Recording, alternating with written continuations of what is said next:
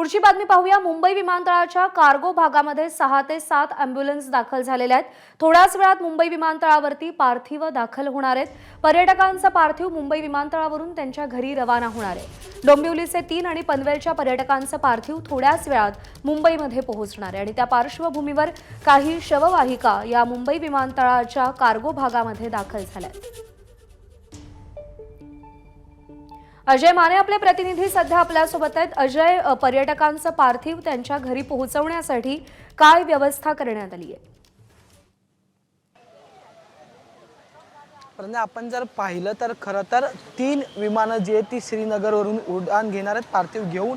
त्यातलं पहिलं विमान जे आहे ते 2 पार्थिव घेऊन 12:15 वाजता उड्डाण घेतलेली आहे। त्याच्यानंतरचं दुसरं विमान 1:15 वाजता आहे आणि त्याच पार्श्वभूमीवर हे विमान जे आहे ते मुंबईतील T1 येथील कार्गो गेटच्या इथून जे तिथे लँड होईल आणि त्याच्यानंतर ह्याच ठिकाणाहून जे ते शववाहिनीतून पार्थिव जे ते बाहेर आणलं जाईल। आपण जर समोर पाहिलं तर पार्थिव नेण्यासाठी जे ते ॲम्ब्युलन्स जे आहेत ते आपल्याला समोर पाहायला मिळतील। खरं तर संपूर्ण या ठिकाणी बॅरिगेटिंग करण्यात आलेली आहे। मोठ्या प्रमाणात पोलीस फौजफाटा जो आहे तो या ठिकाणी उभारण्यात आलेला आहे आणि त्याच पार्श्वभूमीवर एकंदरीत जर पाहिलं तर समोर ज्या आहेत त्या ॲम्ब्युलन्स ज्या आहेत शववाहिका ज्या आहेत ते या ठिकाणी 6 ते 7 शववाहिका ज्या आहेत त्या दाखल झालेल्या पाहायला मिळतात।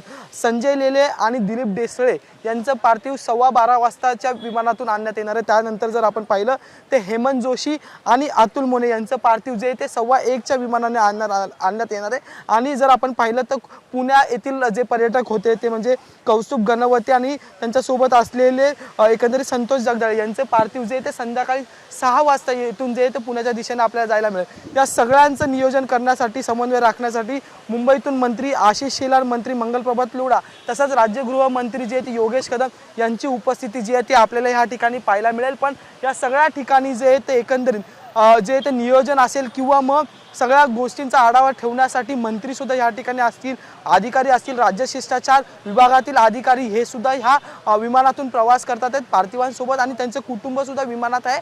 आणि काही वेळात राज्य मंत्रिमंडळातल्या काही मंत्र्यांवरती देखील जबाबदारी सोपवण्यात आलेली आहे आणि अर्थात आता कुटुंबियांच्या घरी हे पार्थिव नेलं जाईल।